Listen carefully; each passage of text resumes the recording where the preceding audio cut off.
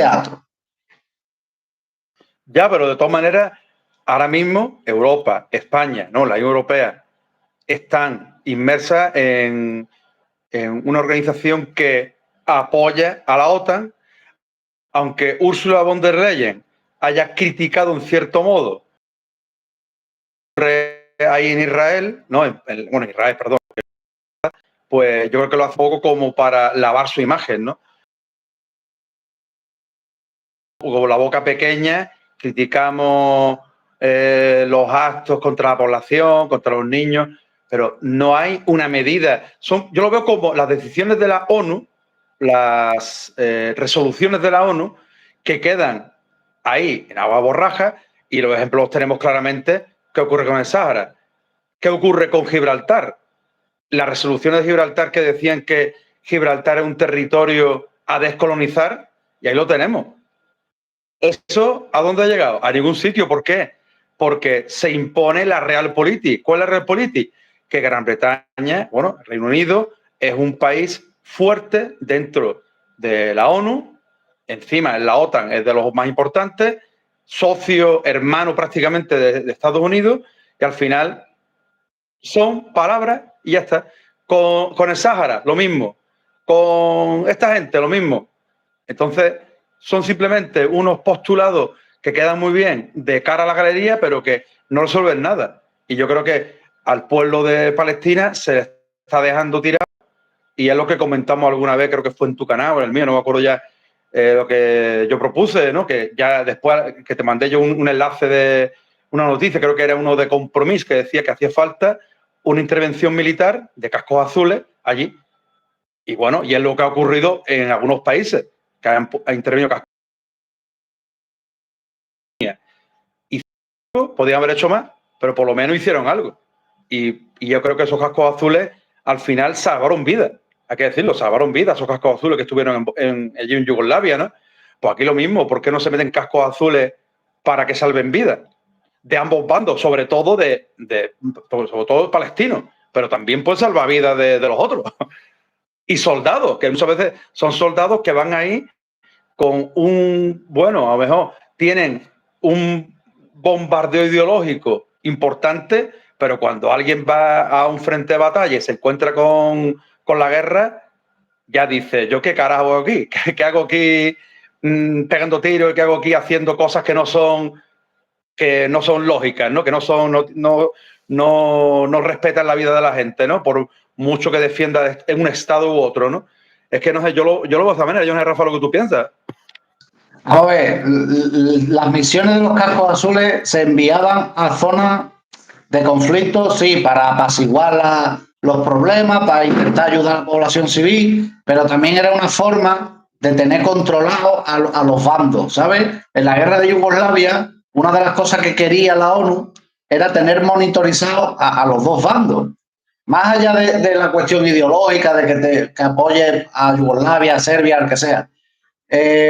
Las fuerzas de paz estas son los que tú ves, son los soldados de primera línea, pero lo más importante de todo esto es los servicios de inteligencia que hay detrás, que están monitoreando a los dos bandos. En la guerra de Yugoslavia, no vamos a ponernos a explicarla aquí, sería demasiado largo, pero lo que consiguió es sabotear a todas las naciones yugoslavas, a todos los pueblos yugoslavos. La pérdida, mantuvieron algo de soberanía, pero perdieron mucha capacidad, murió gente. Israel no va a permitir eso. Israel nunca vas a ver cascos azules en Israel. Israel, mira, Israel vive de tres cosas. Israel, ya no el judaísmo internacional, no, Israel. Una diplomacia basada en el chantaje y el soborno. Una propaganda basada en el ocultamiento, porque ellos ocultan la mayoría de las cosas que hacen. Todo lo que a nosotros nos llega no es ni la mitad de la mitad.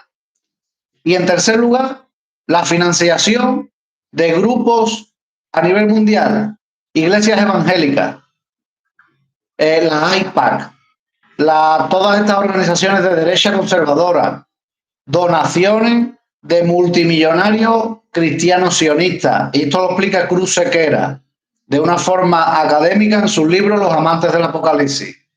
Israel vive de eso. Aquí hay un actor del que nadie habla, que es el gobierno egipcio, que es el país limítrofe, que es un país árabe, que es un país musulmán, que debería estar obligado a interceder. ¿Por qué Al-Sisi no hace nada? Porque Claro, tiene la pistola del Mossad aquí, o el dinero, o las dos cosas. claro, es que si no, bueno, si no me corriges tú o alguien del chat, bueno, Jesús que está, bueno, que ahora vamos a comentar lo que ha puesto aquí Jesús, le digo a los comunes,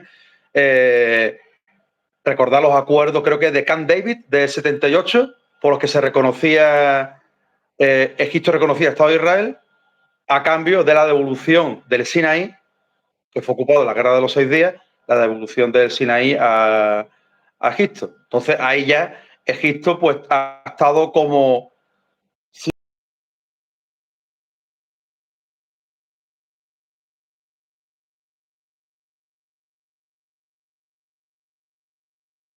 entre Israel y Palestina. Solo que al final, bueno, vete a saber los intereses, yo ahí ya no llego, los intereses que pueda haber entre ambos países, entre Israel y Egipto, porque ahí ya no llego, tampoco, no sé, pero que yo lo veo así. Aquí Jesús comentó un par de cosillas, Jesús le digo a los comunes. Pone que yo tengo un compañero militar que estuvo en los cascos azules entre Israel y Líbano. Yo también conozco a algunos que ha estado por ahí y bueno, y también cuenta alguna cosilla así parecida. Y dice que los soldados israelíes son gente sin escrúpulos y que más de una vez lo pasaron mal. Bueno, lo pasaron mal. Sería que estarían allí a lo mejor atacando en sitios donde no tienen que atacar. Y después pone que John ayer también se equivocaba al respecto de infravalorar al Mossad. El Mossad es el mejor servicio de inteligencia. Yo no sé si es el mejor. Al final, Mossad cuenta con el apoyo de los servicios de inteligencia de. Por tanto, ¿cuál es el límite de un servicio de inteligencia y otro? Porque, por ejemplo, el servicio de inteligencia de Marruecos es muy fuerte, pero ¿es solo el de Marruecos o cuenta también con ayuda americana, ayuda francesa, ayuda israelí? Claro, es que yo solo sé hasta aquí. No sé qué puede apuntar tú más, Rafa. A ver, cuando se habla de la calidad de un servicio de inteligencia, se puede hablar de calidad operativa, tecnológica, de adiestramiento, de conocimiento, todo lo que tú quieras. Pero la clave del poder israelí, del Mossad, ¿no? Es un buen servicio de inteligencia, es imposible que sea malo. Es de lógica, ¿no? Mira todo lo que consiguen. Pero una de las cosas más importantes que tiene el Mossad, y te pasaré un libro que habla del tema, es que cometen crímenes casi diarios, chantaje, extorsión. Al rey de Jordania lo tienen comprado. Que es que no es, sí tienen calidad como operativa, pero es que no tienen código moral. Que si tienen que comprar un tío lo compran, que si tienen que inventarse una operación se la inventan. Lo del 7 de octubre fue una operación. Bueno, no fue del Mossad porque el Mossad es el servicio de inteligencia exterior. El otro es el interior. Todo eso fue un montaje. ¿Quién se cree que un festival de música electrónica se hace en la frontera de un conflicto? Rafa, ayer comentaba Roberto más bien partidario un poco, ¿no? Más partidario de Israel. Bueno, ya está. No hay que llevarse mal con él. Tiene eso, él lo dice fundamental, entonces me gusta escuchar a gente de todas las opiniones. Y él decía que, claro, se vende. Hablo de lo que decía él, ¿vale? Roberto, de Desencriptando la Realidad. Que es un canal que también tiene vídeos, habla de actualidad, bueno, tiene su perfil ideológico, pero bueno, es respetable.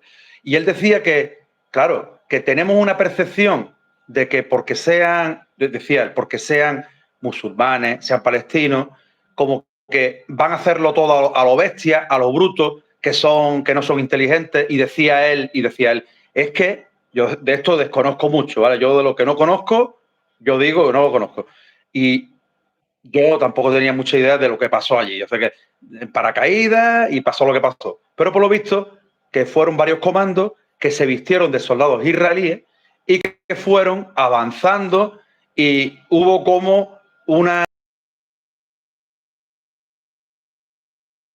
vigilancia, no se dieron cuenta que fue como sorpresa, porque se hicieron pasar por soldados israelíes y al final, bueno, se encontraban a lo mejor algo de oposición y liquidación.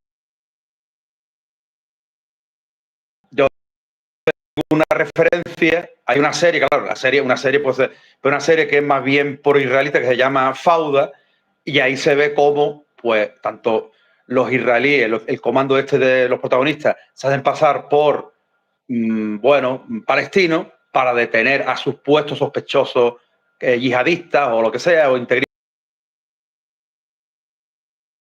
Los de Hamas, los de Hezbollah, eso hace lo mismo.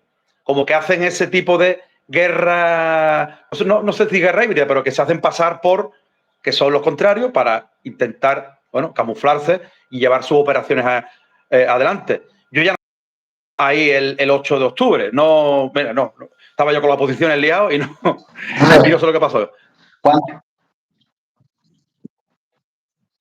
Sí, vamos a ver.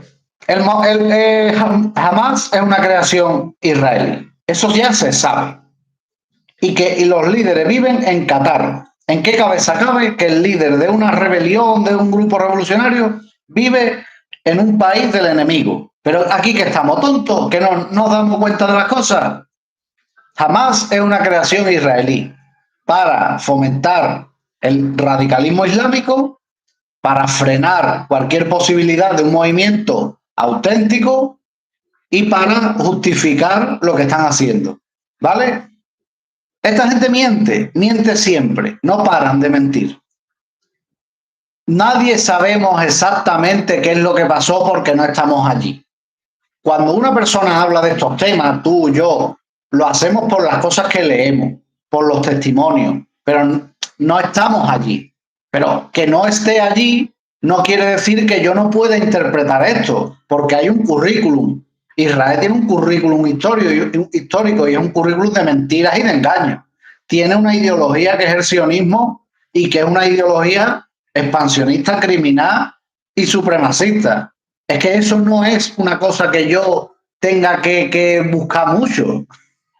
Por eso, cuando este tipo de operaciones ocurren, uno tiene que decir, bueno, ¿qué metodología uso yo para interpretar esto? Porque yo no estoy allí. Lo primero, ¿quiénes son las entidades en cuestión? El Estado de Israel y sus enemigos. Sabemos que el Estado de Israel miente más que habla. Por lo tanto, ya tenemos un punto a favor de desconfiar de esto. Lo segundo, la lógica. ¿En qué cabeza cabe poner un festival de música electrónica en la frontera de un país enemigo? No tiene lógica, ¿no?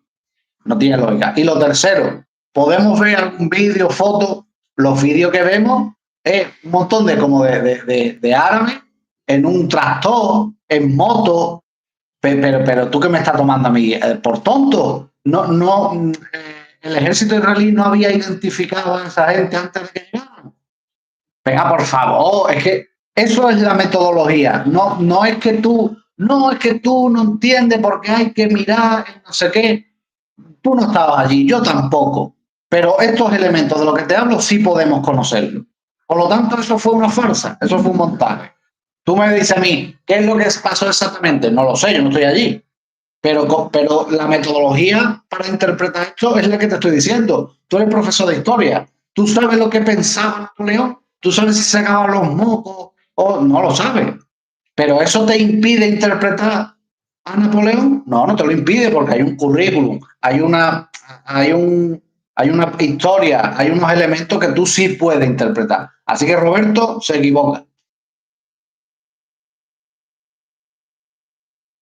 Aquí Pablo, que siempre, hombre, es un referente también, ¿no? Que es un tío con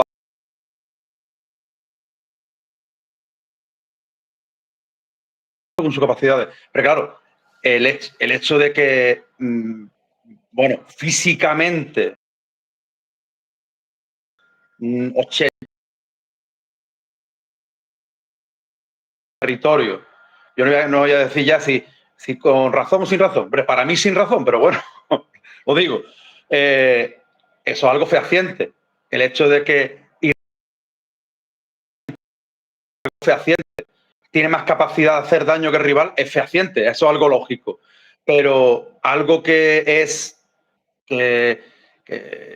sabido que en toda guerra hay propaganda, hasta la guerra propaganda.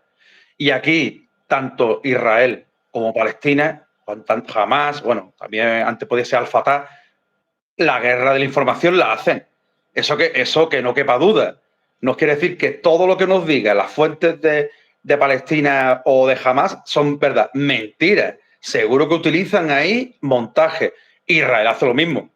Y esa guerra de información es lo que hace que el conocimiento previo de otros conflictos y el conocimiento de la historia, como tú eres un apasionado de la historia, sabes que estas cosas han pasado. Entonces te has de ser crítico y tener un ojo y saber aquí qué es lo que pasa.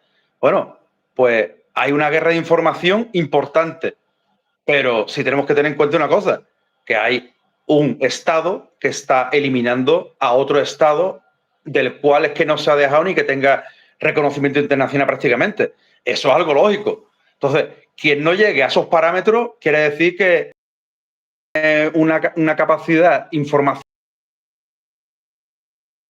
que es de cajón. Y hombre, lo que dice Pablo, sí, que hay confianza, claro, pero ¿hasta dónde llega la verdad?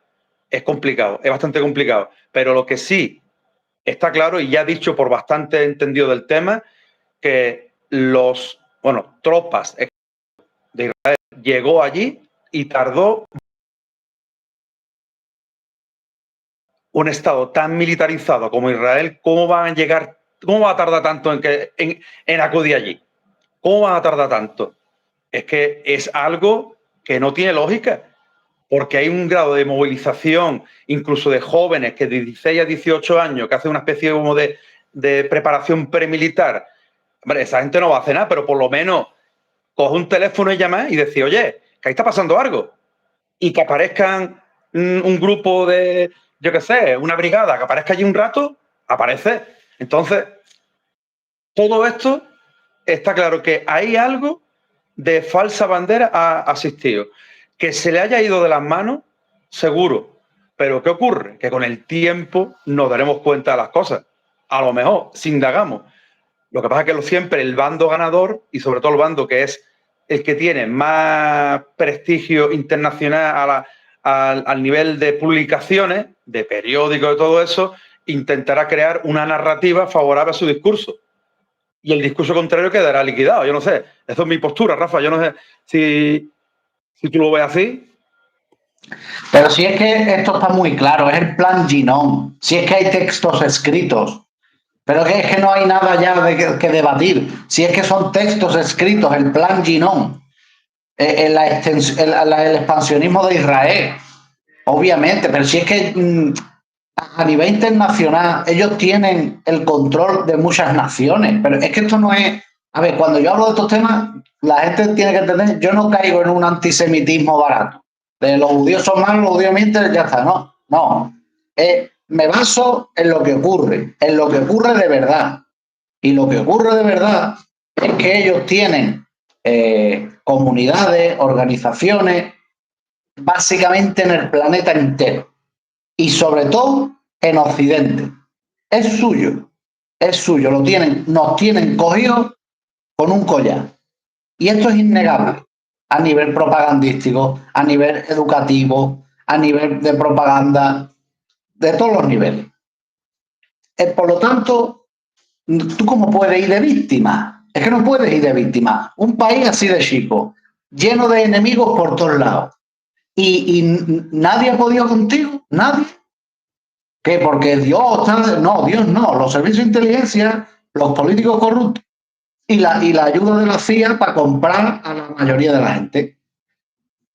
Porque ya sabemos, es que ya sabemos que la CIA fundó el PSOE, que la CIA también organizó al partido este de socialista alemán. Es que eso se sabe. Es que eso no es y eso está íntimamente relacionado con Israel. Y aquí lo que dice Ignacio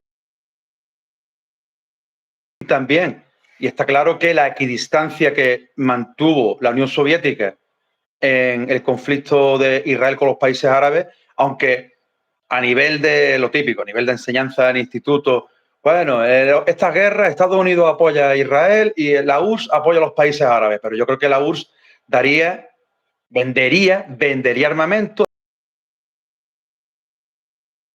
no se mojaba mucho, porque si se llega a mojar mucho, yo creo que acaban directamente con el Estado de Israel, porque no, es que si mandan allí 500.000 soldados, si se hubiese pringado en condiciones, apoyando la URSS a los países árabes, pero no se pringó, simplemente por mantener cierto equilibrio, ¿no?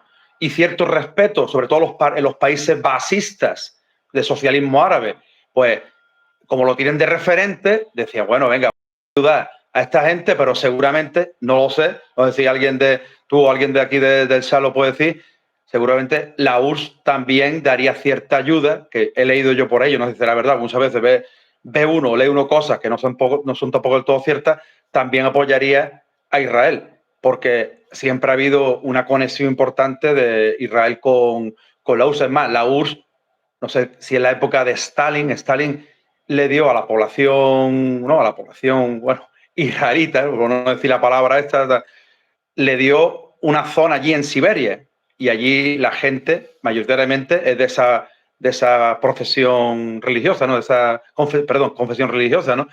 Así que esto es algo que tiene mucha ideología, pero es necesario tener ojo clínico. Y el ojo clínico es clave, porque caer en la propaganda es fácil. Ahora, ¿cómo se...? Es complicado, es complicado. A ver, Stalin, en su libro La cuestión nacional y el marxismo, el propio Stalin se queja del Bund. El Bund era una camarilla de judíos que abiertamente querían favorecer a su propia comunidad. Estos judíos eran ateos, pero bueno, eso es indiferente. El propio Stalin se queja de esto. Y era un internacionalista. Hay la especie de confusión de que Stalin era un nacionalista simplemente porque defendía la guerra patria, todo eso. Primero, la guerra patria fue por propaganda y lo segundo, fue un internacionalista, pero que defendió el socialismo en un único país, pero como concepto del Estado, de que el Estado fuera, ¿sabes? No la revolución permanente de Trotsky, pero por una cuestión estratégica, no por otra cosa. Pero Stalin fue un internacionalista de primera línea. Desplazó población de los alemanes del Volga, desplazó a los tártaros, eso no lo hace un nacionalista, pero bueno. La cuestión es que ellos siempre, los judíos, siempre se han comportado así. Que es que no es nuevo, no es nuevo. Que los judíos quieran tener un Estado y que estén allí en esa zona, ¿no? En Israel, te hablo por mí, ¿eh? Es legítimo, es entendible, son de allí. Llevan 3.000 años dando vueltas, pero son de allí. Eso para mí no es un problema. El problema es, primero, el crimen, sus comportamientos criminales. Eso es lo primero. Que estén bombardeando una población civil. Lo segundo, su relación con otros pueblos. ¿Por qué cuando detienen a Eichmann se lo llevan a Israel? Eichmann era de allí, tiene algo que ver con ese país. ¿Con qué derecho el Mossad secuestra a un tío en Argentina? ¿De qué va esta gente? ¿Con qué derecho hacen las cosas que hacen? Y no vamos a entrar en Eichmann si fue un criminal. No me meto en eso.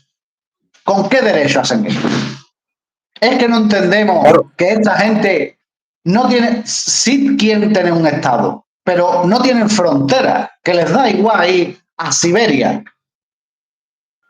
Pero claro, es que una detención de alguien tiene que ser hecha por la policía del país. Es que eso es algo de lógica, ¿no? ¿No? En Estados Unidos, pues, ¿quién detiene la policía de Estados Unidos? En Francia, la policía francesa. En España, la policía española. En Marruecos, la policía marroquí. Así como debe ser. Pero resulta de que en la época de la Guerra Fría parecía que los grandes estados tenían esa carta blanca porque coaccionarían a los estados en concreto con medidas de, coacción, ahí es redundante, ¿no? Bueno, pero los coaccionarían. Entonces diría, mira, que vamos a llevar allí un grupo, seguramente se lo comunicarían. Porque si no lo comunican, lo mismo se les está, entonces lo comunican.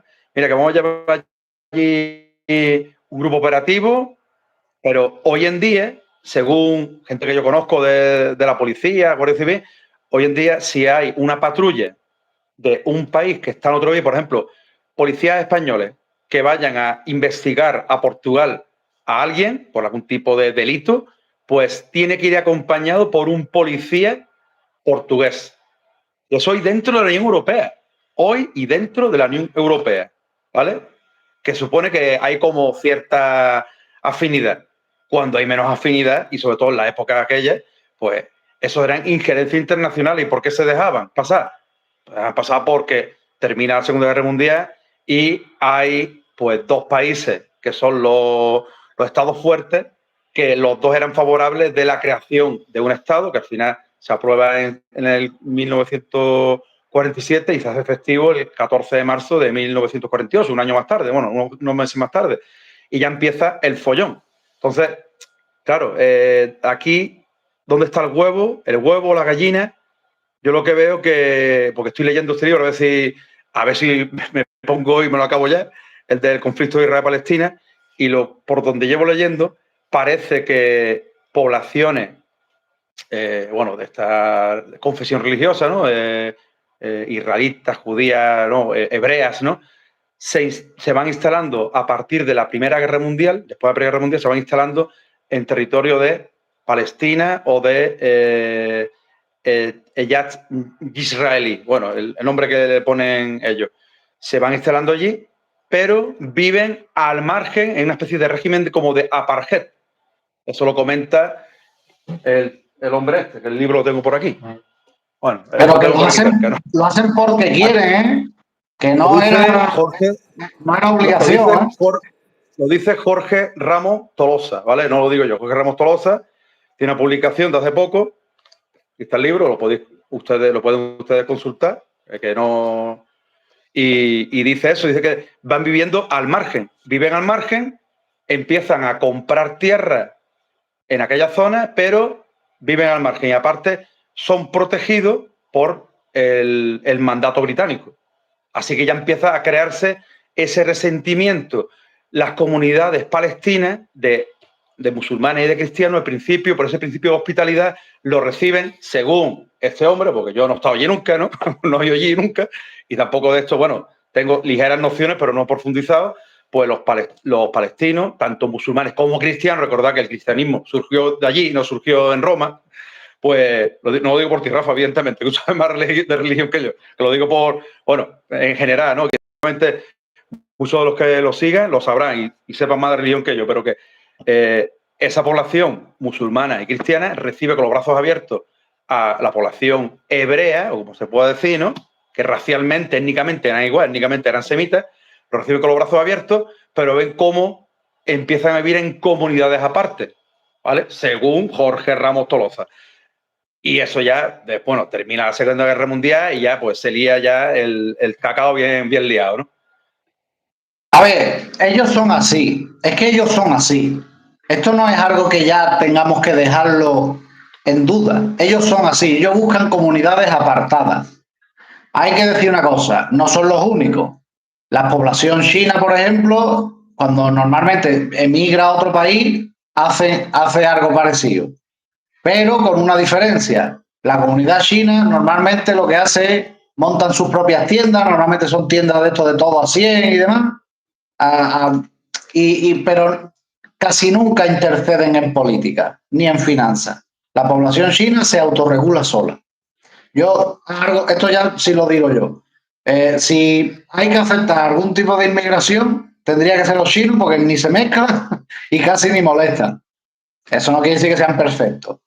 Pero a diferencia de los judíos, no, los judíos se aíslan socialmente, pero se meten en política, se meten en las finanzas, se meten en el mundo de la cultura. Y esto no me lo invento yo, esto lo dice el Anselmo, lo digo yo y lo dice cualquiera, porque es la verdad. Sí crean conflicto. ¿Hace cuánto fue? Hace 5 o 6 años los echaron de Honduras. De Honduras. Los hondureños, que son un pueblo que básicamente casi ni se conoce, tuvieron que echar a las comunidades judías. y de Panamá también fue. Señores, que crean problemas, es que es la verdad. No es un antisemitismo barato. No los echan por ser judíos. No, los Pero echan de porque se Panamá, comportan.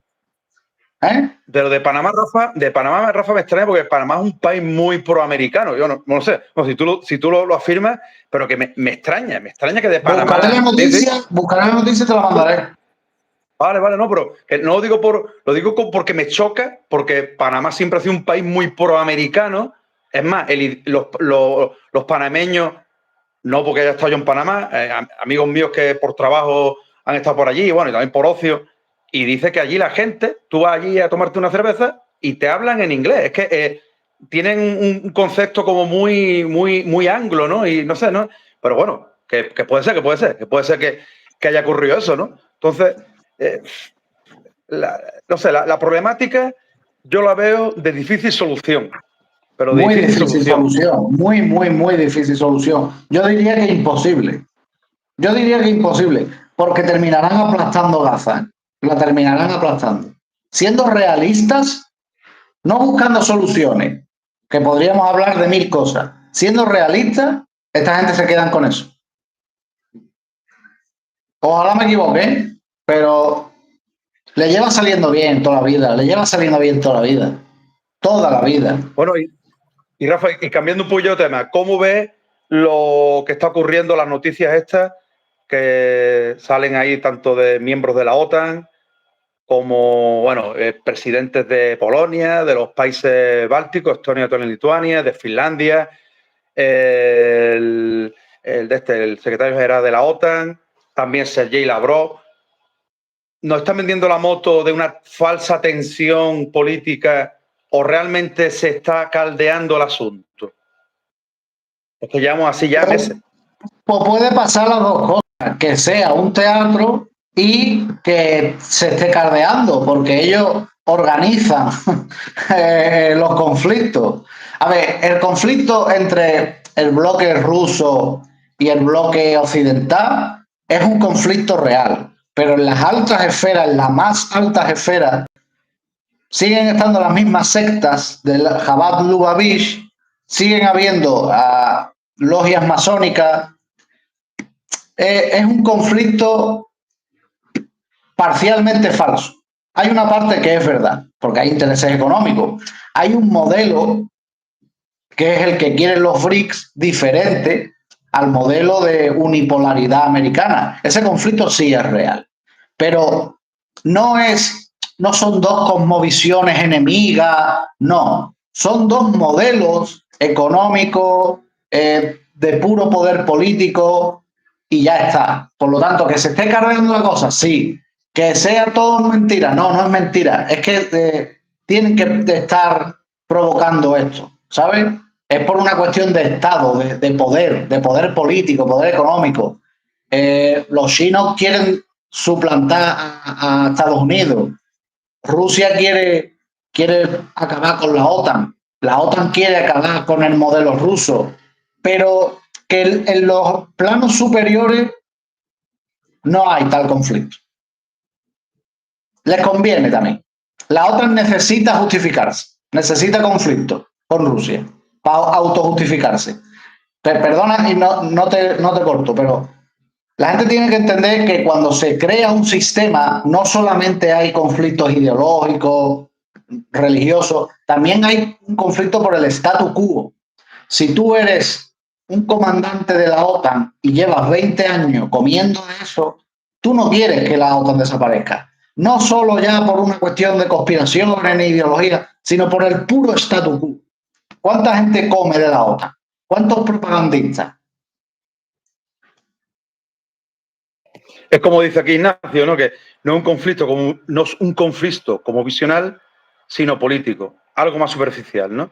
Pues claro, es un conflicto que tiene muchas aristas, pero aquí una, y es muy importante, es como mucho conflicto, es la económica, porque recordemos cuando Ucrania y Rusia, que lo comenté ayer en el canal de Roberto, en Desacreditando la Realidad, cuando Ucrania y Rusia llegaron a un acuerdo de paz para acabar con la guerra de Ucrania, cuando llevaban varias semanas, llegó el borracho Boris Johnson y ¿qué dijo Boris Johnson?